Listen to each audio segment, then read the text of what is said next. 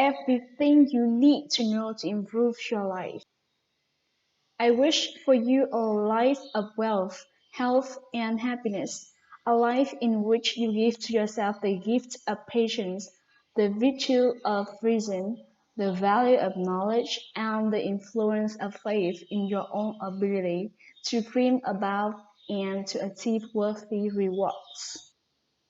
One day my mentor, Mr. Earsworth, said to me, Jim, if you want to be wealthy and happy, learn this lesson well. Learn to work harder on yourself than you do on your job. I must admit that this was the most challenging assignment of all. This business of personal development lasts a lifetime. You see, what you become is far more important than what you get. The important question to ask on the job is not, what am I getting? Instead, you should ask, what am I becoming? What you become directly influences what you get. Think of it this way. Most of what you have today, you have attracted by becoming the person you are today.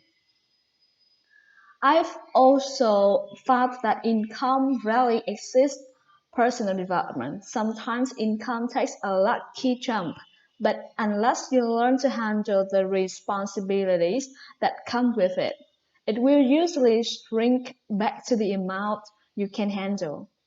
It is hard to keep that which has not been obtained through personal development. So here's the great axiom of life. To have more than you've got, become more than you are. Skills for success in the marketplace. The marketplace is a demanding place. There is plenty of opportunity, but you've got to get ready for it and prepared for it. We've got to spend a portion of this year getting ready for next year, and we've got to spend a portion of this decade getting ready for the next decade. Hopefully, the reason why we're here looking well, doing fairly well is because we spent a portion of the last decade getting ready for this decade. A big share of life is spent getting ready, getting prepared, and part of it is the development of skills that make for success in the marketplace. It starts with personal development, self-improvement, and making measurable progress. Personal development is a challenge. Personal development is a push. It's a struggle. It's a challenge. There couldn't be any winning without a challenge. That's what life is all about. It's the struggle and the challenge to develop ourselves and our skills to see what we can create in the wave of value in the marketplace. It's taking those skills and value to the marketplace and seeing what it will return for us.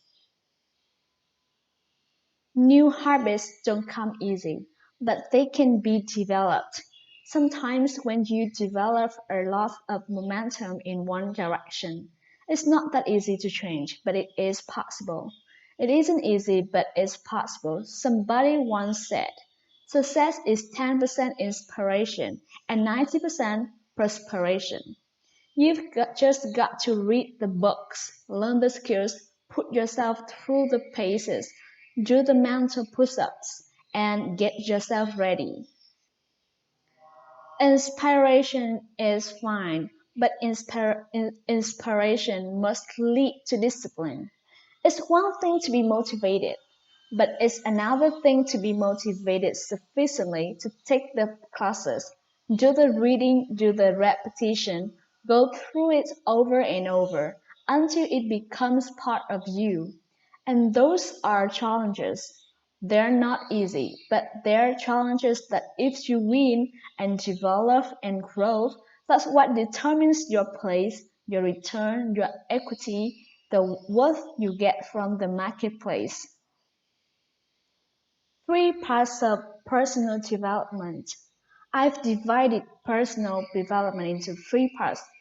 Uh, First, spiritual. Some people believe we've just an extension and an advanced form of the animal species.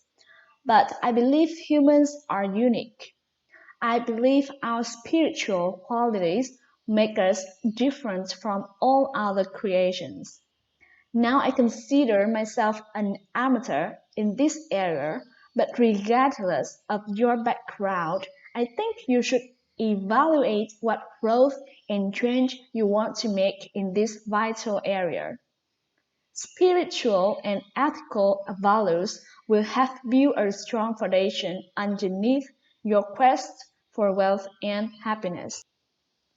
I could recommend you be a student of the spiritual side of your nature. Make sure you study, practice, and teach. Don't be careless about this because it's what makes us who we are different from dogs, cats, birds, and mice. Whatever you have to read and assimilate to develop in this area, I could strongly suggest you do. Second, physical. The body and mind work together, and for your mind to have the stamina to strive, your body should be in as good shape as possible. You've heard the phrase, treat your body like a temple, not a bad word. Something you should take extremely good care of. Treat your body like a temple, not a goods shed, right? A temple, take good care of it. The only house we have to live in is the physical body, and that's part of success in the marketplace. That's physical well-being, is feeling good about yourself physically so that you stride into the marketplace with a sense of self-worth and self-confidence. And it covers several parts. Do you have a regular exercise program? If not, find one you can follow and get started. In addition, make sure you pay attention to the food you eat. Read all the books about nutrition and to make up your own mind and decide for yourself a good health plan for you. Then there's physical appearance. Be skillful enough to take care of your appearance in the marketplace. It has a lot to do with your acceptance. A big share of it is how you appear to other people, on the job, in the community. There's a saying that goes, God looks on the inside and people look on the outside.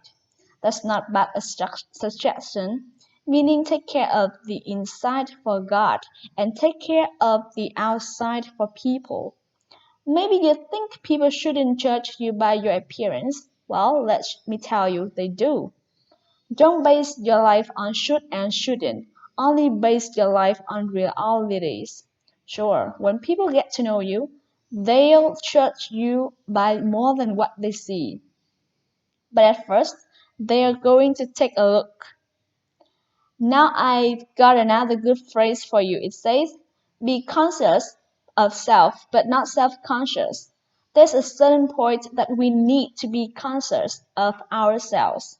Take care of it, then let it go. Some people worry about their appearance all day, and it distracts rather than adds. So take care of it and then let it go.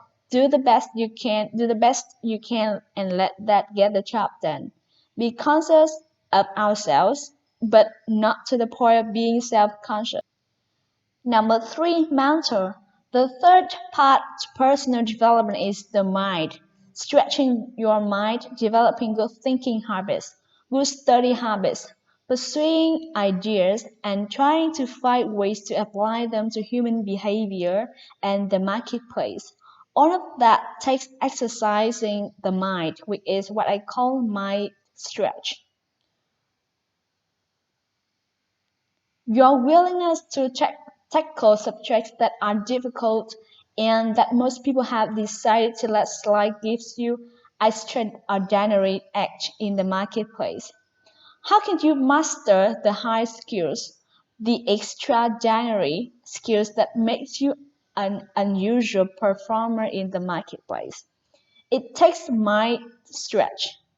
Some people skip poetry and literature, the Bible, history, and a lot of things that seem a little difficult to attack. But if